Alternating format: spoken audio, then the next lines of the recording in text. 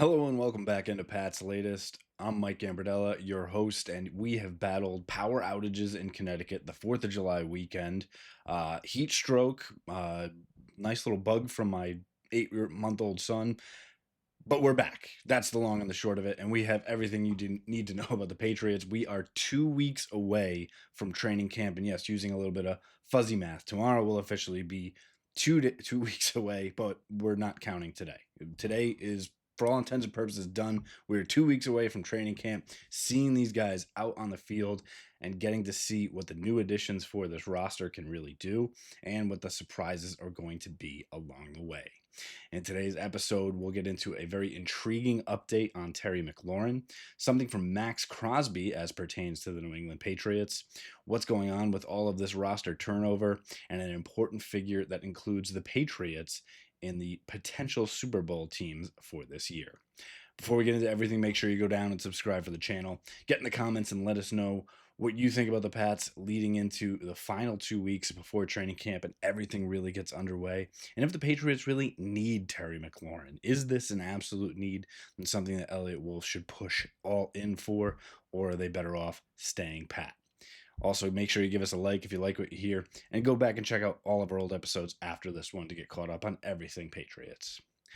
We start indeed with this update from Terry McLaurin, and it is a little surprising, and we've talked about it before, and it's not that it's a new one, but it's that it's a confirmed report, and that Terry McLaurin is unhappy with his contract per Jeremy Fowler. He is in the last year of his current deal at a base salary of $15.5 million. For anyone's number one wide receiver, that is absolutely criminal, for lack of a better term. There is something to be said about what's going on with Terry McLaurin and the Commanders, and the fact that he is now making it a little more public that NFL beats are really starting to pick this up, and ESPN national reporters now putting this out there. It's very clear he wants a new money market north of 40 million. And he deserves an adjustment. I don't know if it's 40 is the right number for him, but it opens an interesting question of what should the Patriots do with all of this cap space. And Terry McLaurin needs to be something that you look at. Mike Vrabel has said that previously. The tough part is this is a very talented all-pro wide receiver, but one that's about to turn 30 years old. And that's why he's currently in this situation, because the Commanders are smart and giving pause to give a guy like this a big money deal. And another reason probably why they brought in Deebo Samuel. And you saw the Pittsburgh Steelers do the same thing when it's like, wow, they're going to pair DK Metcalf with George Pickens. Nope, right out of there. So I don't think it would be surprising to see Terry McLaurin not end up with the Patriots. Excuse me, with wouldn't be surprising to see the Terry McLaurin deal end up back with the Commanders. It would be surprising to see him with the Patriots, unless they really decide this is the time, this is the place, this is what we need to do. So for right now, keep your ears up, and we'll continue to have the updates as you go. I think there is a potential where McLaurin does find his way out, but don't expect it to happen with the Patriots. Another big name looking at the Patriots, and maybe not in the way that you might assume after talking about Terry McLaurin. Maxx Crosby, the Raiders All-Pro, has been working out with Clavon Chasen. He's giving the inside look, and Chasen really is looking to push for this pretty much a perfect role for him, which is that third down pass rush.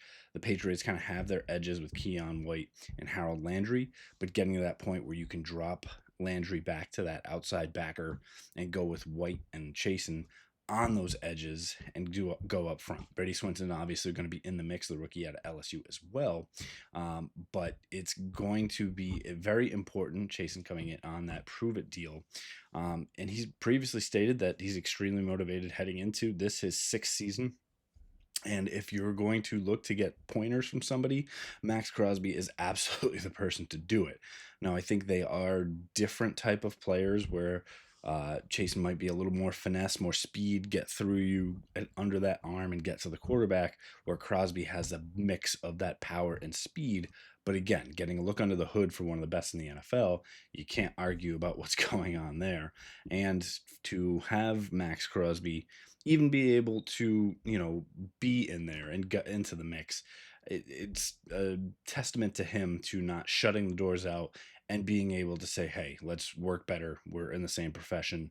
It's kind of that same way you've seen tight end you're getting more of the defensive ends, the edges getting together.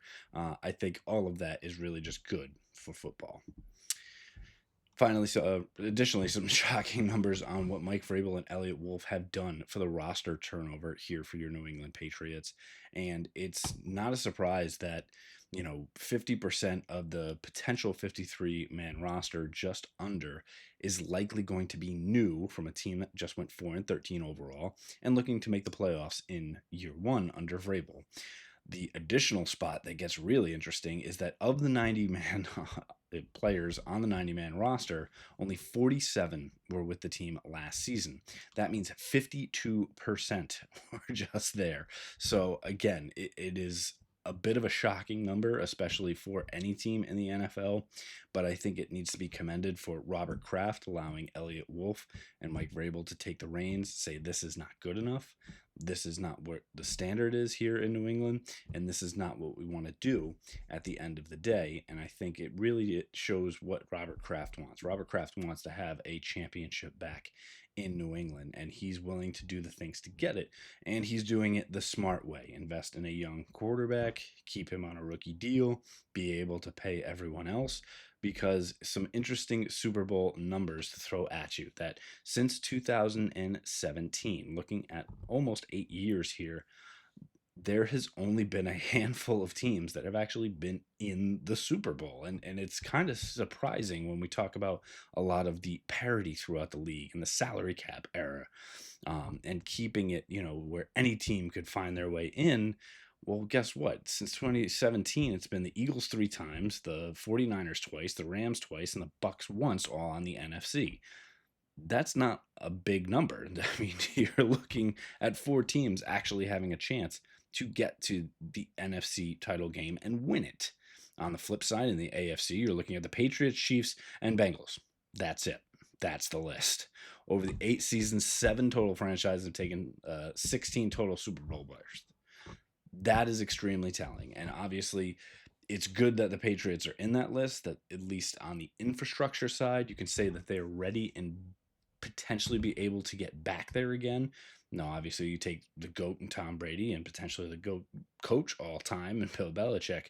There's a lot of different things that need to happen, but it is a little wild that, again, we talk about the Detroit Lions, the Baltimore Ravens, the Buffalo Bills. Like, there are a lot of talented teams in the NFL, but they can't seem to break through. It would be interesting to see that if the Patriots can play their cards right, if they could keep this streak of small amount of teams getting to the Super Bowl going. Probably not in 2025 here, but 2026, all cards on the table. That'll do it for us, Sarah, on this episode of Pat's Latest. Again, make sure you go down and subscribe for the channel. Get in the comments and let us know what you think about the news from Terry McLaurin. And if the Patriots really do need him, give us a like if you liked what you hear. And go back and check out all of our old episodes. We'll continue to have it all from New England here for you. Fight on, Foxborough.